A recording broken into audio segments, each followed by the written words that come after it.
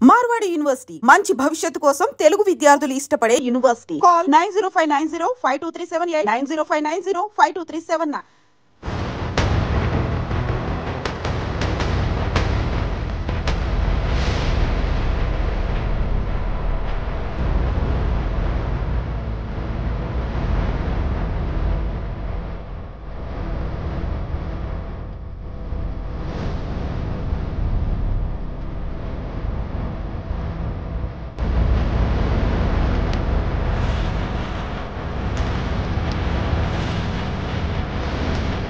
Welcome to I dream.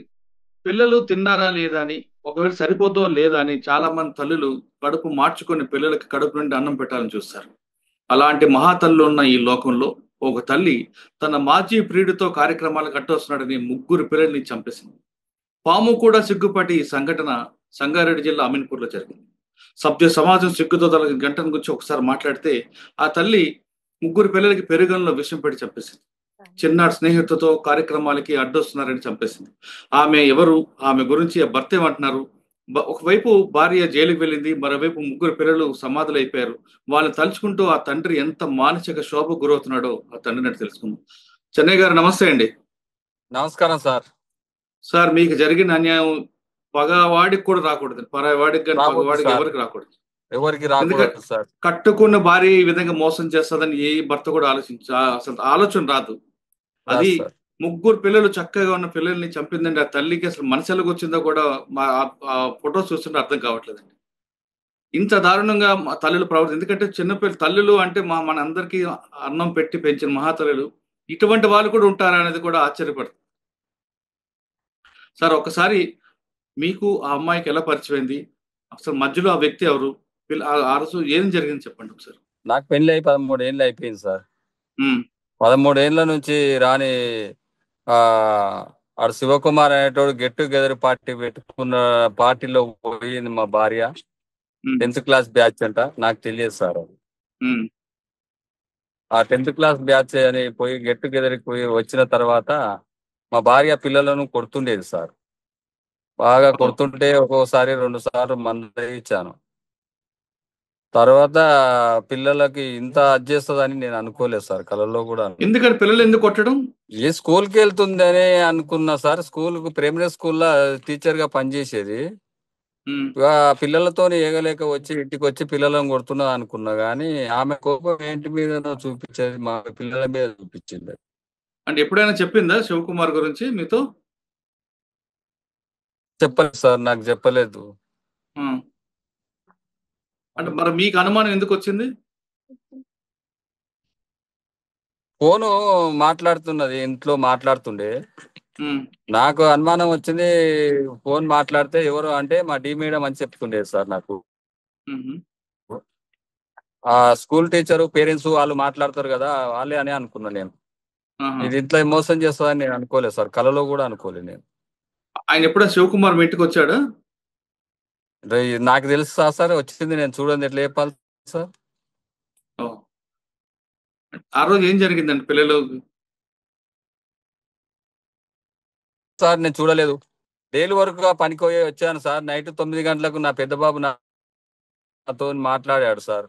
అమ్మాయి మాట్లాడింది, తిన్నవా నాన్న అంటే తిన్న డాడీ అని మా పెద్ద అబ్బాయి చెప్పాడు. మా మమ్మీ కూడా తినలే అమ్మ, నీరసంగా ఉంది నాకు డాడీ అన్నది. అంటే అమ్మ మరి హాస్పిటల్కి వెళ్ళొద్దా రజిత, నీవు హాస్పిటల్ కన్నా చూపియవా అని నేను అడిగాను మా భార్య.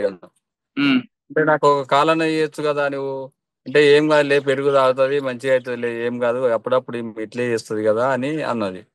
సరే రేపు చందనార్ వెళ్ళి హాస్పిటల్ చూపి విష్ణువర్ధన్ దగ్గర అని చెప్పి మా భార్యతో చెప్పాను. నేను బయటికి వెళ్ళాను. అంటే ఓ ట్యాంకర్ చందనార్ ట్యాంకర్ ఆర్డర్ ఉన్నది, ఆ ట్యాంకర్ ఆర్డర్ వేయడానికి చందనగర్ వెళ్ళాను. చందనగర్ వెళ్ళినా ఆ ట్యాంకర్ కాల్ చేసి వచ్చిన తర్వాత మా భార్య 11:22 నిమిషాలు అయింది సార్ నేను ఇంటికి వచ్చే వరకు. ఆ 11:22 నిమిషాలకు డోర్ కొట్టే మా భార్య డోర్ తీసేది. నేను ఇంట్లోకి వెళ్ళాను, పండుకున్నాం సార్, నిద్రలోకి వెళ్ళాను నేను కూడా. మా భార్య పండుకుంటున్నా అన్నది, సరేలే నువ్వు పండుకో నేను పండుకుంటా అని పండుకున్నాం సార్. ఆ తర్వాత 2:30 ప్రాంతానికి, 2:30 ప్రాంతంలో మా భార్య గొంతుబాయ అని అటు ఇటు కాలు కొట్టుకుంది సార్. ఉమ్, కాళ్ళు జరపడము, చేతులు అక్కడ వేయడం ఇక్కడ వేయడం చేసే వరకు నాకు భయమైంది సార్. ఉమ్, భయమయ్యి అమ్మాయిని తీసుకెళ్దామని పక్కింటిలోనూ వాళ్ళని ఇక్కడ పిలిచాను సార్. ఆ పక్కన ఉమ్, వాళ్ళని ఇప్పుడు గేట్లు కొట్టి వాళ్ళని పిలిచే వరకు వాళ్ళు జర కొద్దిగా లేట్ అయింది సార్ లేచే వరకు. ఆ టైం ఉమ్, 2:30 అయి ఉంటుంది సార్. ఆ టైం వరకు వాళ్ళకి ఉమ్, చూస్తే మా అమ్మాయి ఇట్లా చేస్తుందని ఆ అబ్బాయి ఇంట్లోకి వెళ్ళి బయటికి వెళ్తే మా అబ్బాయిని లేపనీకి పోయాను సార్. మా ఉమ్. అబ్బాయి లేపనీకి పోతే మా పెద్ద అబ్బాయి లేస్తలేడు అని పోయి లేపితే మా పెద్ద అబ్బాయి చనిపోయి ఉన్నాడు సార్. అయ్యో. చనిపోయి ఉన్నాడు. ఆ చిన్న అబ్బాయిని పట్టుకొని చూస్తాను సార్. చిన్న అబ్బాయి ఆ, కూడా చనిపోయే ఉన్నాడు సార్. నా అయ్యో. దగ్గర మా ఇద్దరి మధ్యలో వండుకున్న మధుప్రియ కూడా చనిపోయే ఉన్నది సార్. ఏమి ఉమ్, తోయక దిక్కు తెలియక పక్కింటిలో నాళ్ళ నీళ్ళ నరిసి తీసుకొని ఆ అమ్మాయిని ఈమె సాగు బతుకులో ఉన్నదని ఈ అమ్మాయిని బ్రతికియండి అని చెప్పాను సార్. ఉమ్, వాళ్ళు ఏదో ప్రైజం తీసుకుర్రు ఏం తీసుకున్నారు నాకు తెలియదు కదా సార్. వీళ్ళు అవును. ముగ్గురు చనిపోయారంటే ఈమె కూడా చనిపోతే ఎక్కడ నా మీకు నేరం వస్తుందో అని నేను ఈమెను బ్రతికియండి కాలు మొక్కి తేలు మొక్కి అంటే వాళ్ళు పక్కన వాళ్ళు వచ్చి కాలు వేసుకుపోయారు సార్. ఉమ్, హాస్పిటల్కి వెళ్ళాము, ప్రైవేట్ హాస్పిటల్కి వెళ్ళాము. ఆ ప్రైవేట్ హాస్పిటల్లో చేసినాం. ట్రీట్మెంట్ జరిగిన 15 నిమిషాల్లో ఆమె రోలోకి వచ్చి మాట్లాడింది సార్ నాకు. ఉమ్, ఆ 15 నిమిషాల్లో మాట్లాడితే ఏం తిన్నావు రజిత అని పెరుగన్నమే తిన్నా, పిల్లలు ఎట్లుండ్రు అని అడుగుతుంది సార్ నా భార్య. ఉమ్, పిల్లలు పిల్లలు ఏంటో సార్, పిల్లలు అప్పటికే ఎప్పుడు చనిపోయారు. ఉమ్. ఇంక నేనేం చెప్పలే, మా పండుకున్నారని చెప్పాను సార్ నా భార్యకు కూడా. అయ్యో. ఆ. ఆ ఆమెకు ఎప్పుడు అప్పుడు తెలిసింది? డాక్టర్ గారు ఏమన్నారంటే ఆమెకి ఉమ్, ఏ విషయం చెప్పకుండి ఆమె మళ్ళీ లేకపోతే మందు ప్రయోజనం తీసుకున్నట్టుంది, కోమాలోకి వెళ్ళిపోవచ్చు, నువ్వు ఏ ఉమ్, విషయం చెప్పకనే అని డాక్టర్ గారు చెప్పారు. నేనేం విషయం చెప్పలేదు సార్. ఎట్లుంది ఉమ్, పానం ఎట్లుంది అని అడిగిన, అంతవరకే అడిగి నాకు ఉమ్, మంచిగా అయింది, పిల్లలు ఎట్లుండ్రో అని అడిగింది. ఉమ్, అడిగితే పిల్లలు వండుకున్నారు, లేవలేదు అని నేను చెప్పాను సార్. ఉమ్. అది ఎప్పుడు సార్. చెప్పారు అమ్మకి చనిపోయిందని? చనిపోయిందని పోలీసు వాళ్ళు వచ్చి చెప్పారు సార్ వాళ్ళకు, నా భార్యకు. ఏమన్నది అమ్మ ఎప్పుడు? నేను చెప్పలేదు సార్. నా నన్ను అప్పటికి నన్ను పోలీసు వాళ్ళు తీసుకెళ్లారు సార్. అప్పుడు పిల్లలకు ఇష్టమిచ్చిన తండ్రి అని నన్ను తీసుకొని పోయి పోలీసు వాళ్ళు తీసుకెళ్లారు. ఉమ్, ఆ తర్వాత ఆమె దగ్గరికి పోయి ఎవరు చెప్పిర్రు ఏం చేసిర్రు తెలియదు సార్. నాకు సాయంత్రం 4:30-5కి వదిలేశారు. ఆ, నన్ను అడిగారు, అడిగితే నేను చెప్పాను సమాధానాలు. సార్ ఇది పరిస్థితి ఇది అని చెప్పాను సార్. ఆ ఆ, సార్ అప్పుడు తీసుకొని అక్కడ ఎవరున్నారు ఏందని ఫోన్ డాటా తీసుకొని నాకు చేశారు సార్. ఉమ్. సారు మీ పిల్లలను పెట్టుకోపో బాబు అని తోలిచ్చేసి తర్వాత మీరు భార్యతో మాట్లాడారా? హాస్పిటల్కి వెళ్ళి మాట్లాడాను సార్. ఆ, మాట్లాడితే రజిత ఎంత పని చేసినావు, పిల్లలను ఏం పాపం చేసినావు, నేనేం పాపం చేసినా, రజిత పిల్లలను ఎందుకు చంపినావు, నన్ను చంపేది ఉండే కదా అంటే ఒక్క మాట మాట్లాడదు సార్. కంట్లోకి వెళ్ళి నీళ్ళు వెళ్ళలేదు సార్. నా బాధ దిగమింగుకొని నేను బయటికి వచ్చేసాను సార్. నేను ఆడికి సార్ చివరి చూపు సార్ బయటికి పంపియండి అని ఆ ఎస్ఐ గారికి చెప్పాను సార్. ఎస్ఐ మేడం ఉంటే ఆ మేడానికి చెప్పాను, మేడం మీరు చివరి చూపు మేడం ఒక్కసారి చూడనియండి సార్ మా భార్యనని అంటే లేదు వద్దు అని పంపించేయలేదు సార్ నా భార్యను.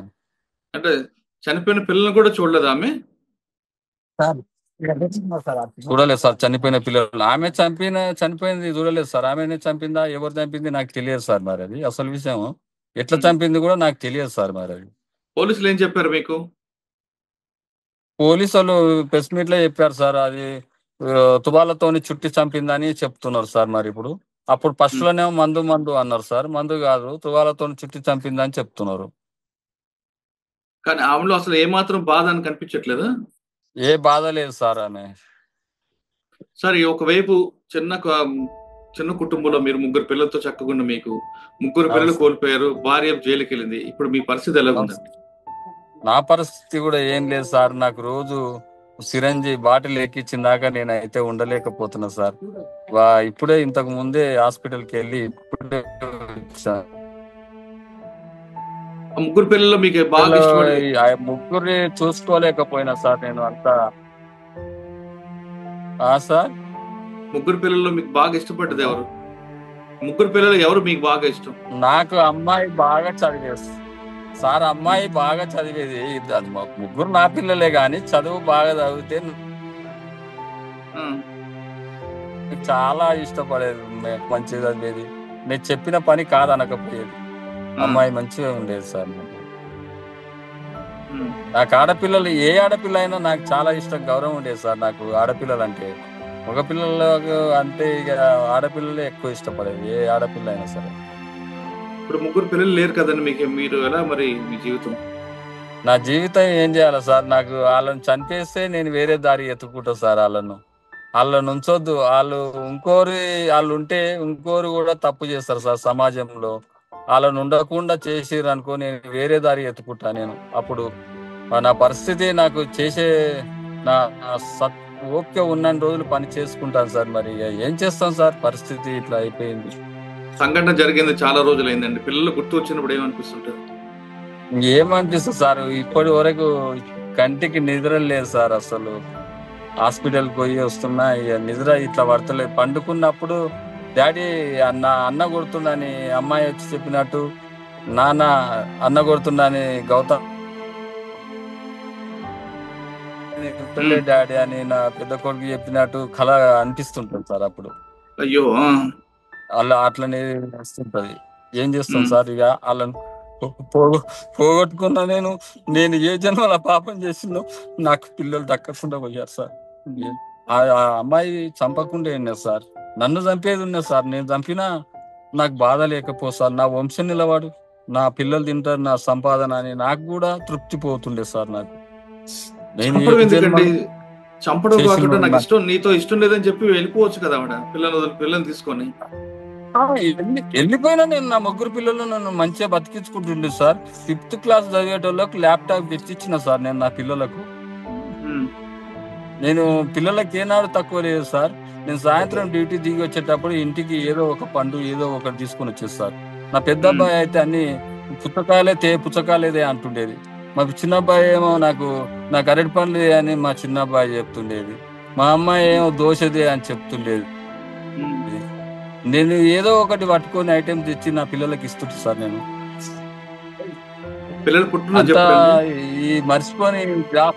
ఈ జ్ఞాపకాలు మర్చిపోలేకపోతున్నా సార్. నేను ఎట్లా మర్చిపోవాలనో నాకేం అర్థం అయితే లేదు సార్. పిల్లల పుట్టినరోజు చెప్పండి. 3వ నెల 2014 సార్. సార్ పెద్ద ఆయన 2014లో సార్, 25 3వ నెల 2014. మధుపియ జూలై 17 సార్. 2015 సార్. చెన్నై గారు మీ ఆస్తి కూడా పేపర్లో కూడా మీ ఆస్తి 2017 సార్. సార్ మా భార్య పేరు మీదే ఆస్తి, ప్లాట్లు 2 ప్లాట్లు ఆస్తి మా భార్య పేరు మీదే ఉన్నది. 2 ఎకరాల పొలం ఉన్నది. ఆ డాక్యుమెంట్లు అన్ని తీసుకొని పోయింది. ఎప్పుడు తీసుకెళ్ళిపోయారు ఆవిడ?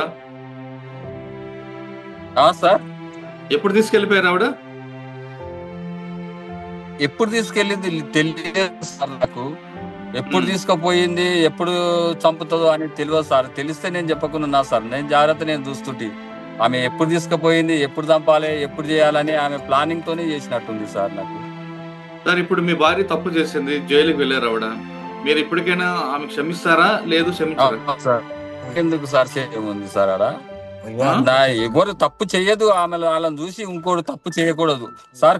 ఒక కుటుంబం ఖరాబ్. నా పచ్చడి కుటుంబంలో ఆ శివకుమార్ గారు వచ్చి నిప్పులు పెట్టినప్పుడు వాళ్ళని ఉంచొద్దు సార్.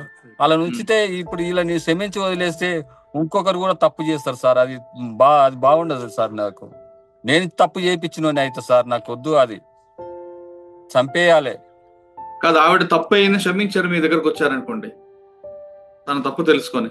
అవును సార్. ఆమె తప్పు తెలుసుకొని మీ దగ్గరకు వస్తే మీరు ఒప్పుకుంటారా? ఒప్పుకోను సార్. ఎట్లా ఒప్పుకుంటా సార్? నేను ఎట్లా ఒప్పుకుంటా సార్? నా ప్రాణమన్నా తీసుకుంటా కానీ నేను ఒప్పుకోను సార్. నాకు అవసరం లేదు సార్. ఫైనల్ గా ఏం చేస్తున్నారు? రోజు పొద్దున్న ఏం చేస్తున్నారు సార్? నువ్వు వెళ్ళిపోయి సార్ ఏం చేస్తున్నావు సార్? ఇప్పుడైతే ఏం లేదు, రోజు హాస్పిటల్కి పోయి వచ్చి పండుకుంటున్నా అంతే. ఏముంది, ఇంత తింటా కొద్దిగా. ఇవ్వ సార్, చూడండి సార్, నాకు ఇప్పుడే వచ్చిన. పిల్లలు గుర్తుకొచ్చినప్పుడు ఏం చేస్తున్నారండి? హాస్పిటల్కి వెళ్ళి వచ్చిన. చెన్నై గారు, పిల్లలు గుర్తుకొచ్చినప్పుడు ఏం చేస్తుంటారు? ఏం చేస్తున్నాం సార్? 10 మంది ఉన్న దగ్గరికి వెళ్ళి 10 మంది దగ్గర ఉన్నప్పుడు ఆడ పోయి కూర్చుంటున్నా సార్ వాళ్ళ దగ్గర. లేదు ఎవరు లేకపోతే ఇంట్లో వండుకొని ఏడుస్తున్నా సార్. నా బాధ ఎవరికి చెప్పుకోవాలి సార్? నా బాధ మీలాంటి బాధ ఎవరికి మీరు రాకూడదు. మీలాంటి బాధ ఎవరికి రాకూడదు సార్. నీ శత్రువు అయినా రాకూడదు. నాలాంటి బాధ ఎవరికి రాకూడదు భూమి మీద ఉన్న వాళ్ళకు. నా కష్టం ఇంకోనికి రాకుండా చూడండి సార్, ప్రయత్నం చేయండి సార్. సార్ ఫైనల్ గా మీ డిమాండ్ ఏంటండి? అలా ఉంచొద్దు సార్. అలా నుంచితే ఇంకో ఫ్యూచర్ ఇంకోటి తప్పు చేస్తారు సార్. తప్పు చేయొద్దంటే అలా ఉంచొద్దు. అటు పచ్చని సంసారంలో నిప్పు పెట్టి ఆ శివకుమార్ అనేటోడు వచ్చి నా పిల్లలను 3 పిల్లలను చంపేసే స్థాయికి తీసుకెళ్ళాడంటే అట్లోటలు ఉంటే ఎంత, లేకుంటే ఎంత సార్?